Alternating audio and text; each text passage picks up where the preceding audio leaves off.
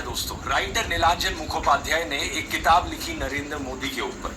ये एक बायोग्राफी थी। इस किताब में लिखा गया कि कैसे नरेंद्र मोदी जब 6 साल के थे वडनगर रेलवे स्टेशन पर गुजरात में वो चाय बेचा करते थे। ये चाय बेचने वाला किस्सा तभी से लेकर नरेंद्र मोदी की संघर्ष की कहानी का ये एक मेजर टॉकिंग पॉइंट रहा है। 2015 में जब टाइम मैगजीन ने प्रधानमंत्री मोदी का इंटरव्यू लिया तो उन्होंने बताया कि कैसे वो एक बहुत गरीब परिवार से आते थे, कैसे बचपन में वो चाय बेचा करते थे रेलवे स्टेशन पर। इनकी एग्जैक्ट लाइनें सुनिए। मैं पॉवर्टी में पैदा हुआ हूँ, बचपन में मेरा पूरा बचपन पॉवर्टी में बीता है। मेरे लिए पॉवर्टी एक तरीके की पहली इंस्पिरेशन थी मेरी जिंदगी में। लेकिन कितनी सच्चाई है इन बातों में, बहुत से लोगों ने टाइम टू टाइम सवाल उठाए हैं। जैसे कि नरेंद्र मोदी के बचपन की ये फोटो देखिए। वे 1950 यानी 1950 में पैदा हुए थे। क्या उस समय किसी गरीब परिवार में पैदा हुए बच्चे के पास ऐसे कपड़े होंगे? जरा खुद ही सोचकर देखिए। सूट तक पहन रखे हैं इन्होंने अपनी बचपन की फोटोज में। मैं खुद 1994 में एक मिडिल क्लास फैमिली में पैदा हुआ हूँ, लेकिन मेरी तो बचपन की ऐसी कोई फोटो नहीं मिलेगी आपको जिसमें मैंने कोई सूट पहन रखा हो। और नरेंद्र मोदी अपने आप को गरीब ही नहीं, बहुत गरीब परिवार का बताते हैं। इंडिया टुडे ने इनकी पुराने घर की एक फोटो पब्लिश करी थी, स्क्रीन पर देखिए। बहुत बड़ा घर नहीं है, लेकिन क्या आपको ये 1950s की किसी बहुत गरीब परिवार का घर दिखता है? परिवार में नरेंद्र मोदी के 5 भाई और 1 बहन है। 2 साल पहले नरेंद्र मोदी के छोटे भाई प्रहलाद मोदी ने कहा था कि उन 5 भाइयों में से जिसका नंबर लगता था वो मदद करने चले जाता था। उनके पिता ने पूरी जिंदगी चाय बेची। उन 5 भाइयों और 1 बहन की आप भी सुन करके हंसोगे। सुनाऊं? जोरों से हंसना पड़ेगा आपको। और आपको ये भी मालूम कि ये टेम्पो में पैसा देते हैं, क्या ये आपका पर्सनल एक्सपीरियंस है क्या? फरवरी 2020 में गुजरात में नमस्ते ट्रंप इवेंट हुआ था, तो गरीबों को छुपाने के लिए एक 1600 फुट लंबी दीवार बनाई गई थी। जरा खुद सोचकर देखो, 1995 से लेकर 2020 25 साल से गुजरात में बीजेपी की सरकार थी, जिनमें से 3 बार तो खुद नरेंद्र मोदी ही चीफ मिनिस्टर थे। लेकिन इनसे गरीबी नहीं हटाई गई, उल्टा ये गरीबों को छुपाने लग गए। G20 समिट के समय दिल्ली में भी यही हुआ था। कुछ बस्तियों को हरे पर्दे के पीछे ढक दिया गया था, यानी कि इन गरीब लोगों की मूवमेंट को भी रिस्ट्रिक्ट कर दी। इसी के तहत ये पूरी दुकानें यहाँ से ढक दी गई हैं। जो थोड़ा झुग्गी टाइप घर थे उनको भी ढक दिया गया है यहाँ पर। सोचिए कि ये कितना डीह्यूमनाइजिंग है। कोई आपसे कहे कि तुम अच्छे नहीं लग रहे, तुम तो एक दाग धब्बा हो। वो गोरे सेठ आ रहे हैं हमारे देश में घूमने, तुम्हें एक पर्दे के पीछे छुपा दिया जाएगा। कैसा लगेगा आपको ये सुनकर? उन गरीबों की सोचो, उन्हें कैसा लगा होगा। सीधा कहते हैं कि यहाँ से जाओ, उस गरीब को तो भगा सकते हो, उस अमीर को भगा के देखो ना। तो इन सब चीजों के चलते नरेंद्र मोदी की जो गरीब परिवार वाली ब्रांडिंग थी, अब ये लगभग खत्म हो चुकी है। लेकिन उनकी कल्ट ऑफ पर्सनैलिटी का ये केवल एक हिस्सा है। दूसरा हिस्सा यहाँ पर आता है उनके परिवार को लेकर। व्हाट्सएप पर और गोदी मीडिया के जरिए आपको बार बार बताया जाता है कि नरेंद्र मोदी इतने महान हैं क्योंकि उन्होंने देश के लिए अपने परिवार को छोड़ दिया, अपनी पत्नी को छोड़ दिया। देखो, वैसे ये एक पर्सनल मामला है, किसी पति पत्नी की आपस में ना बने, ये कोई बड़ी चीज नहीं है। बहुत से लोगों के साथ ऐसा होता है, लेकिन यही लोग खुद इस पर्सनल बात को बीच में लाते हैं, इसे अचीवमेंट के तौर पर दिखाने के लिए। देश के लिए पत्नी को छोड़ दिया, कोई सेंस है इस बात का? पूर्व प्रधानमंत्री लाल बहादुर शास्त्री जी ने तो अपनी पत्नी को नहीं छोड़ा, तो क्या वो देश के लिए काम नहीं कर पाए? महात्मा ज्योतिबा फूले की पत्नी सावित्रीबाई फूले के बारे में तो सब जानते हैं। क्या उन्होंने देश के लिए महान काम नहीं किया?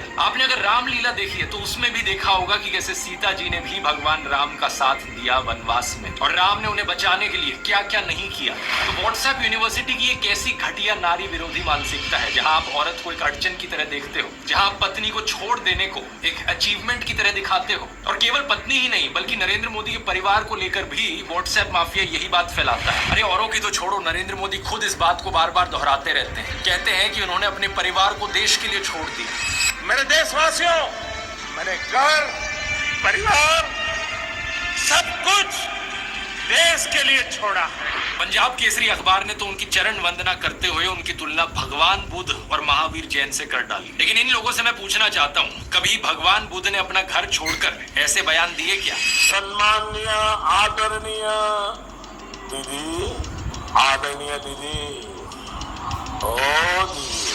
किसी औरत को कांग्रेस का विधवा कहा, 50 करोड़ की गर्लफ्रेंड कहकर अपमानित किया, समाज में नफरत का जहर बोया। सत्ता पाने के लिए भगवान बुद्ध ने ये सब नहीं किया था, वो तो खुद एक राजकुमार थे। वो तो सत्ता को, महल को और सिंहासन को छोड़कर जंगल में गए थे, और उनके पीछे उनके माँ बाप, उनकी पत्नी यशोधरा और उनके बेटे राहुल तो राजमहल में सुविधाओं के साथ जी रहे थे। और जब बुद्ध की ज्ञान प्राप्ति हुई तो जानते हैं उन्होंने सबसे पहले क्या कहा था? oshonews.com पर ओशो के एक लेक्चर का ट्रांसक्रिप्ट दिया हुआ है। जब बुद्ध को ज्ञान प्राप्ति हुई तो पहली बात उन्होंने अपने शिष्यों से ये कही, मैं यशोधरा के पास जाना चाहता हूँ, उससे बात करना चाहता हूँ। ये सुनकर आनंद व्याकुल हो गए, बोले कि ये ठीक नहीं है। लोग क्या कहेंगे। बुद्ध ने कहा मुझे उसका धन्यवाद करना है उसकी मदद के लिए, और जो मेरे साथ हुआ, जो मुझे मिला, इसका कुछ हिस्सा मुझे उसे देना है। ये उसका कर्ज है मुझ पर। और वो गए। यशोधरा ने उन्हें देखा। 12 साल का गुस्सा उनके अंदर था। वो बोली मुझसे कहकर तो जाते, क्या मैं तुम्हें रोकती? इतना भी विश्वास नहीं था मुझ पर। बुद्ध ने माफी मांगी, ये कहा कि मैं नासमझ था, अब समझ आई तो वापस आया हूँ। सुनो, कुछ अद्भुत हो गया।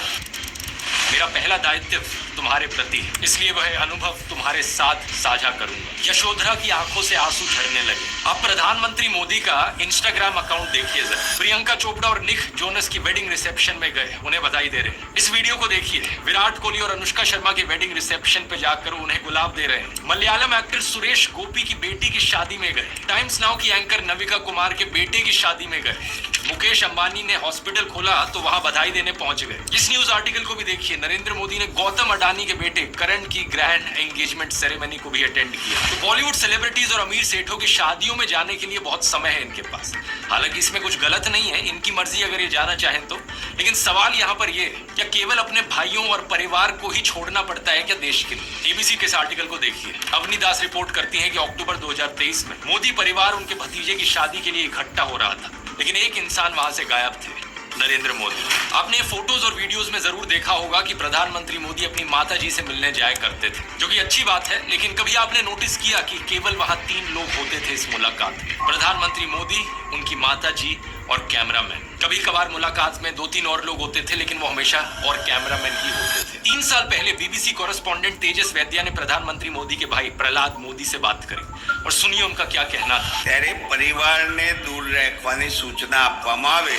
इस बात को लेकर स्पष्ट निर्देश होता है कि परिवार के बाकी सदस्य दूर ही रहे। प्रधानमंत्री मोदी की भतीजी सोनल मोदी ने भी यही बताया कि उनको मना किया गया है। उनसे पूछा गया कि शपथ ग्रहण समारोह में बहुत से लोगों को निमंत्रित किया गया, लेकिन उन्हें क्यों नहीं बुलाया गया? तो सुनिए उन्होंने क्या कहा था। नरेंद्र मोदी जी ने प्रधानमंत्री का शपथ ली थी, तब देश में से कई लोग गए थे। तब आपको न्योता मिला था या आपको जाने की इच्छा हुई थी?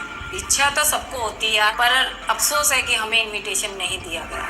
G20 की थीम रखी गई थी वसुदेव कुटुंबकम, यानी पूरी दुनिया एक परिवार है।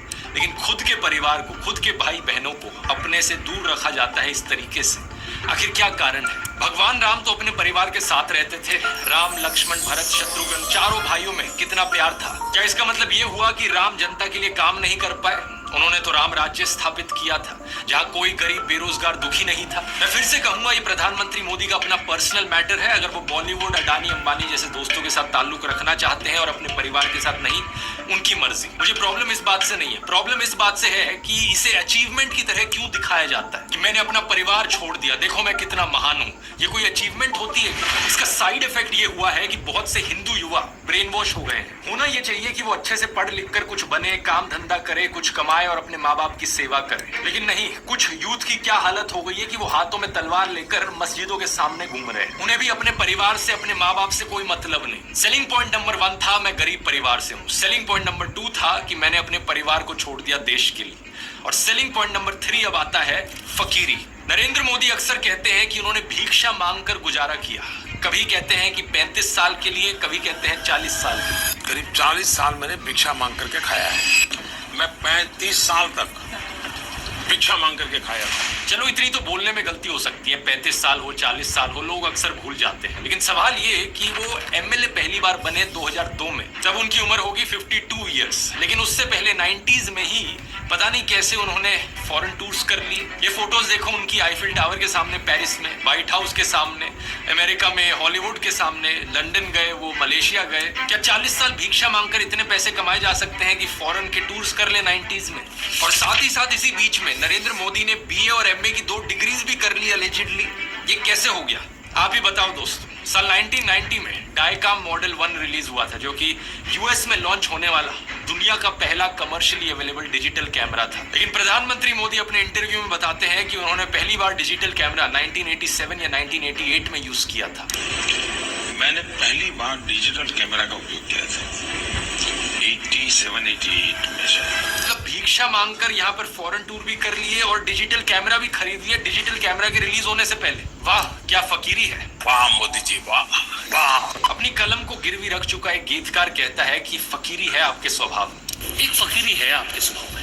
कभी नरेंद्र मोदी खुद ही कहते हैं कि हम तो फकीर आदमी है, झोला उठाकर चल पड़ेंगे। अरे हम तो फकीर आदमी हैं, झोला लेके चल पड़ेंगे जी। लेकिन पूरी दुनिया में आपने ऐसा कोई फकीर देखा है जो 1,40,000 का चश्मा लगाता हो, अपनी बूढ़ी माँ को नोटबंदी के लिए लाइन में खड़ा कर दिया और खुद घूमते हैं 12 करोड़ की मर्सिडीज में। एक तरफ तो शास्त्री जी जैसे प्रधानमंत्री देखे हैं देश ने, बताया जाता है कि उनके पास सिर्फ 2 धोती और 2 कुर्ते हुआ करते थे। कुर्ता फटकर इस्तेमाल करने लायक ना रहे तो उसे भी रुमाल बना लेते थे लाल बहादुर शास्त्री जी। लेकिन प्रधानमंत्री मोदी की यूएस विजिट की इन फोटोज को देखिए, एक दिन में 4 बार कपड़े बदलते हैं। तो प्रिंट में लिखे गए इस आर्टिकल को देखिए, उत्तराखंड और हिमाचल जाते हुए प्रधानमंत्री मोदी ने 8 घंटे में 4 बार कपड़े बदले। इस टाइम्स ऑफ इंडिया के आर्टिकल को देखिए, प्रधानमंत्री मोदी गंगा आरती करने गए तब भी कपड़े बदलते जा रहे हैं। हुबली टाइम्स वालों ने तो इनकी फैंसी ड्रेस का एक पूरा कोलाज बना दिया। इंडिया टुडे ने भी इनकी 22 हेडगियर्स की कलेक्शन दिखाई है इस आर्टिकल में, और इस इंडियन एक्सप्रेस के कोलाज को भी देखिए। अगर ये फकीरी वाली बात भी नहीं बैठती लोगों में,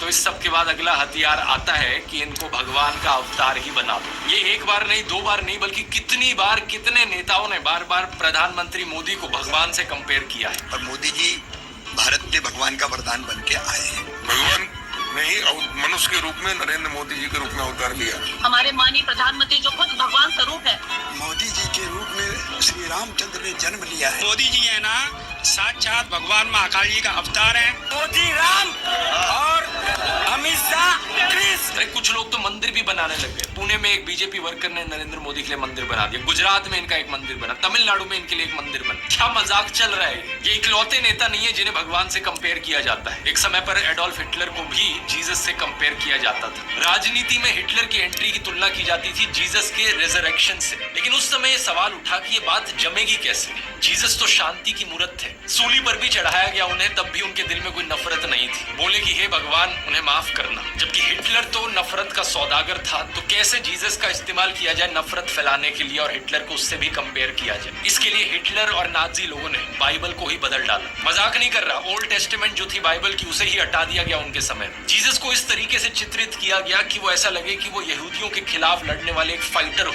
सिमिलरली बीजेपी के लोग बार बार नरेंद्र मोदी को भगवान का अवतार करके पुकारते हैं। लेकिन यहाँ भी दिक्कत वही आ जाती है कि नरेंद्र मोदी तो नफरत फैलाते हैं, लेकिन श्री राम की सूरत में दिखती है विनम्रता, सौम्यता, करुणा।